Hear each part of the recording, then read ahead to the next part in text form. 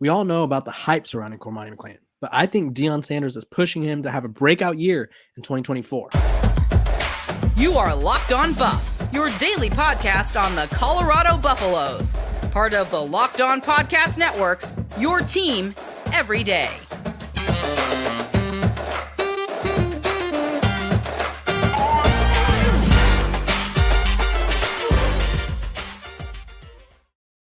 Welcome to Locked On Buffs. I am your host, Kevin Bohr, but today's episode is brought to you by Gametime. Download the Gametime app, create an account, and use code LOCKEDON for $20 off your first purchase. We're also brought to you by the Locked On Podcast Network. It's your team every day for free and available wherever you may get your podcast. So thank you guys for tuning in, making me your first listen of the day. Like I said, free and available wherever you get your podcast.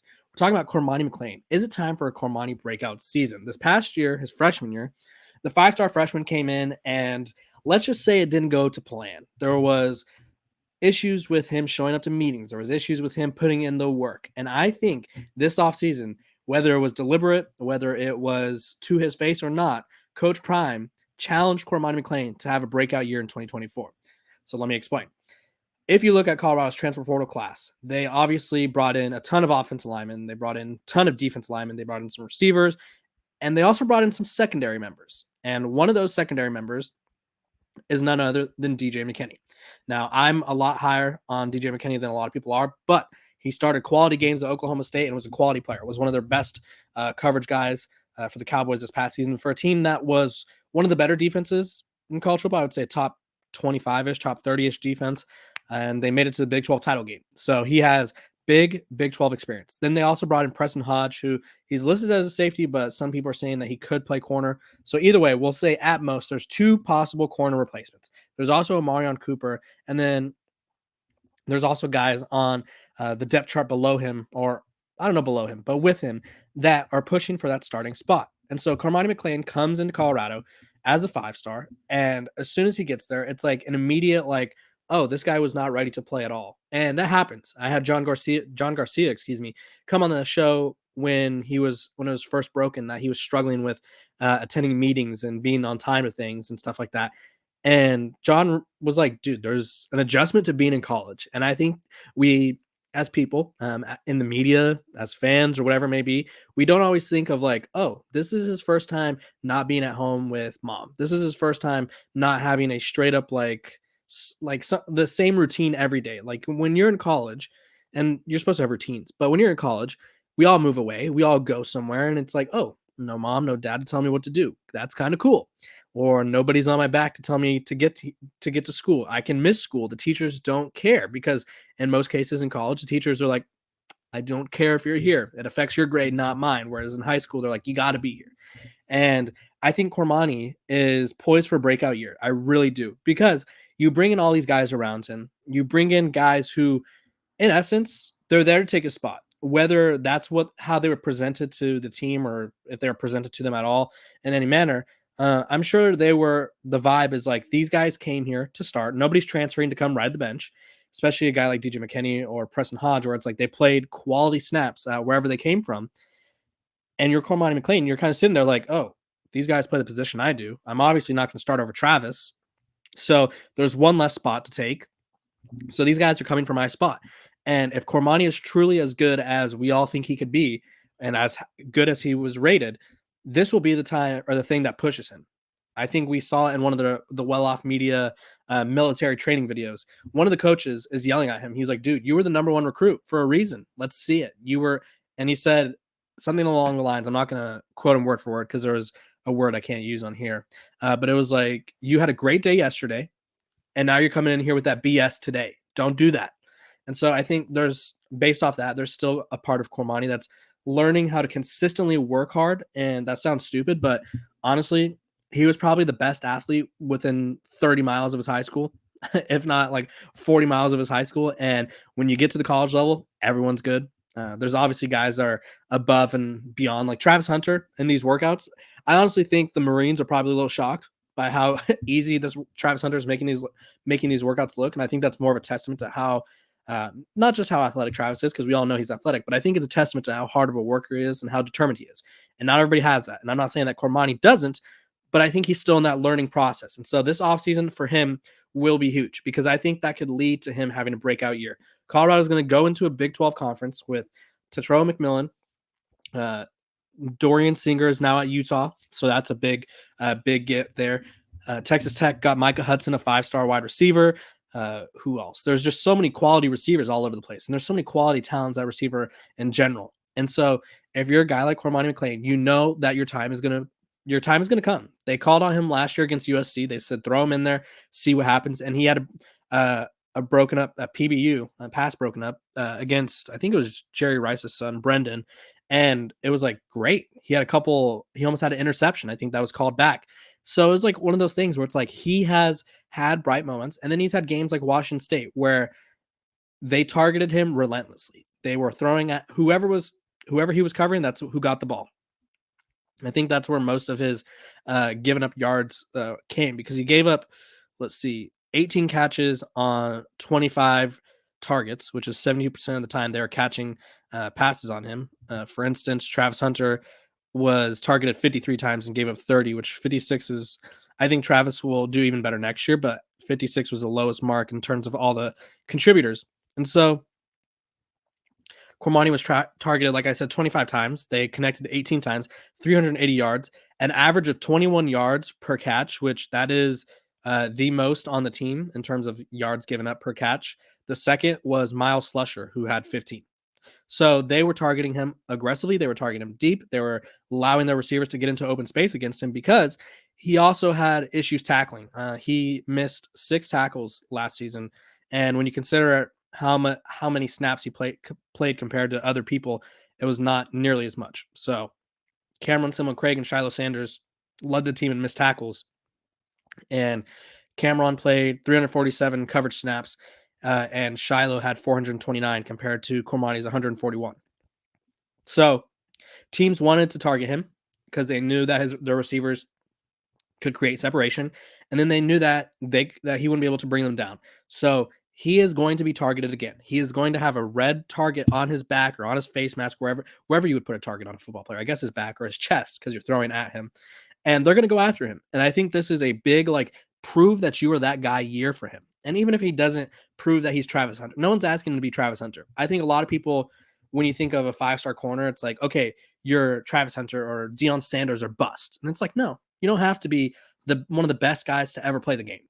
We just want you to be the best version that you could be right now. And I don't think we saw his best version last year. And I think it's a testament to youth. I think it's a testament to learning all the ins and outs of college football. And I think it's a testament to learning how important it is to work hard. Otherwise, it will show who is working hard and who isn't. So I think this could be a big year for Cormani McClain. I'm expecting a breakout year for him individually. And I want to do a whole segment about him, because I feel like a lot of times when we think of these 5-stars, it's like, okay, if they're not good by their freshman year, they're a bust. And I think that's a bad misconception. I think there's time for them to grow. And I think Cormani has this whole offseason, spring football, which will be his second whole off season, to learn fall camp. And so he will have ample time to get better. And I hope he takes advantage of it, because I think he could be poised for a breakout year. When we come back, I'm going to be talking about the 3 or 4 transfers and returning players that I think are poised for a breakout year that I haven't already touched on, because there's some guys that I think are getting overlooked. This episode of Locked On Buffs is brought to you by our sponsors over at Gametime. Gametime is a fast and easy way to buy tickets for all the sports, music, comedy, and theater events near you. And right now, all new users get $100 off when they buy a big game ticket with the code VEGAS100. With killer last-minute deals, all-in prices, views from your seat, and their best price guarantee, Gametime takes the guesswork out of buying tickets. Some of the best things to know about Gametime: they have last-minute tickets, flash deals, zone deals, and it's easy to find and buy tickets for every kind of event in your area. So you get to see where you're going to be seating before the event, and you get the best deal possible. So if you want to get in on the savings and go watch your favorite team, comic, or whoever it may be, your favorite musician, take the guesswork out of buying tickets with Gametime. Right now, all Gametime users get $100 off a big game ticket with code VEGAS100. Terms apply. Just download the Gametime app and use code VEGAS100 for $100 off a big game ticket. Or if you're not going to the game, use code Locked On for $20 off your first purchase. Download Gametime today. Last minute tickets, lowest price, guaranteed. Welcome back to Locked On Buffs. I appreciate you guys for tuning in, making me your first listen of the day. We're free and available wherever you get your podcasts. We just hit 4,600 subscribers. I'm very appreciative of that, and I'm ready to hit 6,000 would be great. I'm ready to hit 5,000 too. Let's get to 5,000, I guess, before we get to 6. I'm ready for what's in store. We're gonna have some cool interviews coming up. You guys won't want to miss it. What you guys also won't want to miss are these 4 to 5 players. I said 3 to 4. I'm gonna go 4 to 5 because I just get so excited talking about them that I think could be poised for a breakout year next season. So I talked about some offensive guys. I talked about some transfers and who's there, who's not there.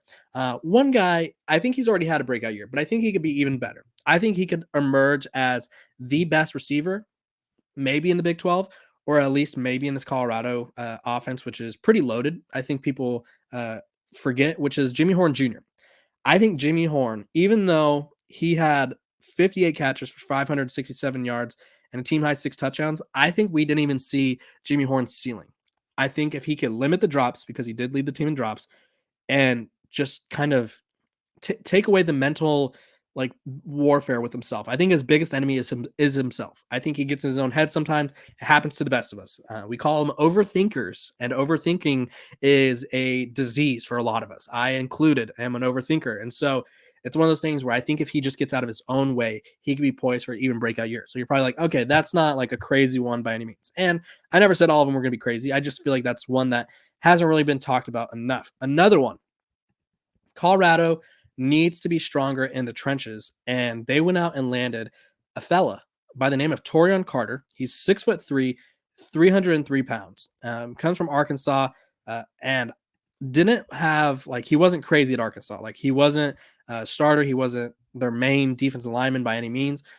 At Colorado, he has a chance to be in that defensive tackle, nose tackle rotation, and he has that SEC experience.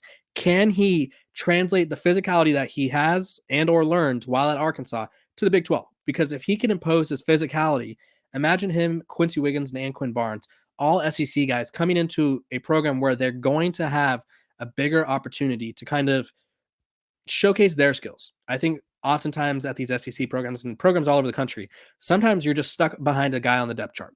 It happens. And I think sometimes you just need a change of scenery to untap your potential. And I think Torian Carter could be one of those guys. I saw in a recent video, he was telling Coach Prime, he's like, I knew I wanted to come here because you let people be a dog. And Coach Prime was like, I couldn't really hear what he said, like through the whole thing, but he nodded and he goes, I want you to be yourself. So I think Coach Prime's preaching, like, I know who you are, like in terms of a player. You just need to be that guy and prove to yourself that you could be that guy. Nobody wants you to be anyone else. Like you don't need to be Warren Sapp. You don't need to be Lawrence Taylor or whoever it may be. You be Torian Carter, and the best form of Torian Carter is good enough for us. We just need to get your best. And so that's my second one. So I'm going to go 3 more. Staying on the defense line, we're going Samuel Akunalola, aka Samuel O, for someone like me who is probably butchering the hell out of his name. He had a productive year at Pitt, was a highly recruited guy that had offers from Georgia, FSU, Florida State, Michigan and Nebraska, stayed at Pitt, and now he has a chance to kind of emerge as one of their pass rushers. I don't think Colorado he transferred from Pitt, excuse me. I think he said he stayed there. I don't think Colorado really had a dominant pass rusher or someone who even resembled someone who could be a dominant pass rusher. I think Jordan Dominic was close, but I don't think we saw the best form of Jordan Dominic. I really don't. Sam, if you will, had 18 total tackles last season, 5 sacks and a forced fumble. Colorado badly needs for someone to emerge as a pass rusher. I think it could be BJ Green if they land him. And I also think if they don't land BJ, maybe Sam is poised for a breakout year. You get a defensive line that's forcing penetration, clearing up, kind of clogging the rush lanes and taking away attention of like, oh, we can't double team this guy because if we do, Anquan Barnes is going to run right down our center's throat or right down our left guard's throat, and we need help over there. Samuel O has a chance to emerge as the pass rusher that Colorado needs, which could take this defense to a whole nother level. If you could bring down the quarterback even more than they already were last year, which Colorado wasn't a great defense last year, but one of the things that they did above average was get to the quarterback. They had, I think they ranked 53rd or 52nd in sacks, total sacks on the year. You bring in someone who can up the ante. He was only a freshman last year. It was only first year. So if he could take that next step, I think he could be a dominant pass rusher for Colorado. And most teams that are successful have someone who could constantly get to the quarterback. So far we got Jimmy Horn, we got Samuel O, we got Torian Carter. So I got two more for you, and I think they may or may not surprise you. We'll see in terms of like how surprised a person can be. I'm going Keaton Wade, the Kentucky transfer at linebacker, or he's listed as an edge. They played him at linebacker. We'll figure out where he plays when he gets to Colorado. Colorado, again, had issues stopping the run. They had issues with missed tackles. You bring in someone like Keaton Wade, who played quality SEC snaps. A lot of these guys from the SEC that they got, or not a lot of them, some of them didn't play a lot. And again, when you go to Alabama, you sit behind 5 stars. It happens to the best of them. I think a lot of that's kind of the main reason Nick Saban left college football was he would load up on 4 and 5 stars, and then they would wait their turn for 3-4 years and start 1 year. And nowadays it's like, okay, I'm not playing after 1 year. I'm not going to sit behind this guy again. And so Keaton Wade played quality snaps at Kentucky. If he could come in, provide a sure tackler and a leader on the defense, and think of Jawan Mitchell for the first couple of games where it was like, okay, there was a noticeable difference with Jawan Mitchell. He's helping in the run and he's creating pressure and he's tackling people. You're probably rolling your eyes at tackling people. Tackling people is a big part of the game. It really is. And I think if you struggle to tackle, you don't realize how important tackling is until you're bad at it. We'll just put it that way. And so Colorado, not the best at tackling. So we'll see that take a step forward. And then I'm also going to go with, and I think this, I'm not going to say this is cheating. It kind of feels like cheating because he led the team in rushing. I'm going to go with Dylan Edwards. I've been getting on him. I think he'd be best as a slot receiver. I really do. But Coach Prime likes his running backs a little bit on the shorter end. They were all interesting. All 3 of the running backs that led the team in rushing were Dylan Edwards, Anthony Hankerson, Savion Wilkerson. He obviously inherited Hankerson, but the other 2 who he brought in recruiting-wise or transfer-wise are both 5'9", Hankerson as well. McCaskill is a little bit taller, 6'1". I think Dylan Edwards, we're going to pair them together. I'm cheating again. I'm going Dylan Edwards and Alton McCaskill. I think that duo breaks out. I think Colorado has a better offensive line. We've been talking about the pass protection, which I think is important because obviously Shedeur Sanders does not need to be getting sacked 50,000 times per game. But a better offensive line should also equal a better run game, which should open up the run game, which then in effect should kind of allow for one of these guys to step up and break out in a way that we really haven't seen a Colorado running back break out yet. And there's also, I think a lot of people are expecting like a Savion Wilkerson breakout. I think if Alton McCaskill is healthy, that is his backfield. That is his backfield. That is his backfield. If he's not healthy, then it could be Michael Welch's backfield. It could be Dylan Edwards. It could be Savion Wilkerson. It could be Charlie Offerdahl for all I care. But I think if there's a healthy Alton McCaskill, it'll be his spot to lose, which I think he's going to be hopefully healthy for the Buffs this season. When we come back, we're talking about how college has changed since Coach Prime was in attendance of Florida State. He's a little shooketh about this online schooling stuff. This episode of Locked on Buffs is brought to you by our sponsors over at FanDuel. The NFL regular season is wrapping up, but there's still time to get in on the action with FanDuel, America's #1 sportsbook. Right now, new customers can get 150 in bonus bets guaranteed when you place a $5 bet. That's $150 in bonus bets, win or lose. The app is super easy to use. You can use it on live same-game parlays. You can find bets in the new Explorers tab, or you can make a parlay in the Parlay Hub, which is the best way to find the popular parlays in and around the FanDuel community, and more. So visit FanDuel.com/lockedon and make your first bet a layup. FanDuel is the official partner of the NFL. Welcome back to Locked on Buffs. I appreciate you guys for tuning in, making me your first listen of the day. We just hit 4,600 subscribers the other day. I really appreciate that. We're nearing 5,000. Let's get there. We're going to get there. I believe that we could achieve. I believe that. Okay. Time to talk about Coach Prime being old, ? No, I'm just kidding. But I just want to talk about the state of college football in a sense, because I think college football is in a really unique place. And while I think this is a fun story, and I think this is kind of like a laugh out loud moment, I think this is where college football is and will be until there's some I don't want to say ramifications, or not ramifications, until there's guidelines set. Obviously, online schooling is fine. I did my whole last semester of college, and my undergraduate degree was online because of the pandemic. Coach Prime appeared on a podcast with Brett Boone, the brother of Aaron Boone, and his former teammate on the baseball diamond. And they were talking about how college has changed. And Coach Prime had this really interesting quote, and it said, "It's so different now. Most of the schooling is online. They go to classes, and I'm like, you guys are missing the best part of the college, to walk around and be on campus and build an atmosphere and build a relationship on campus with other students outside of football. That's the best part of it." And then he continues saying that he wasn't sure if Shador has ever been to an in-person class. He says, "But now you have so many kids that are just online. I don't even know if Shador has ever taken a class on campus in his college career." And one, I think part of this is Shador is so famous. I don't know, like, say he's taking psychology 203 or whatever the class number is, and he's sitting there and like half the auditorium is just looking at him, or his brother Bucky, Deion Jr. is sitting there recording him, and it's like, okay, do we need the camera crew for him to be attending statistics? And I think it's just easier for him. It helps him focus on football. But I think college football as a whole, I wanted to talk about this because it's changed in a lot of ways, and I think people are still learning, still adjusting to it. NIL is very much a thing. And it'll continue to be a thing until they regulate it. And I don't know how they'd regulate it, because I don't think they know how they're going to regulate it. The social media presence as a whole will always be a thing until social media dies. And so my estimation on when social media's death is never. I think social media is only going to advance, and I think there's only going to be continued to change around culture. But I think we have to do a better job as fans, coaches, players, whatever, maybe, of adapting to it and kind of growing with the sport. But I thought this story was hilarious. I think Coach Prime is kind of like back in the 80s. I would rock. Imagine it's 1989 or whenever. I think Coach Prime was in college. I think it was 1989.